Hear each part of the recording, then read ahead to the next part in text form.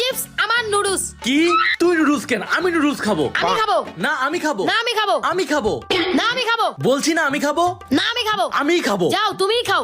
খাও খাও, দাঁড়াও মজা দেখাচ্ছি। নুডলস তো পেয়ে গেলাম, কিন্তু এটার সাথে সস দিয়ে খেলে আরো মজা লাগবে। আমি নুডলস এমনি এমনি খাবো না, আমি সস দিয়ে খাবো, তাই এখানে রেখে গেলাম। একটুও যদি হাত লাগাতিস খবর আছে একদম।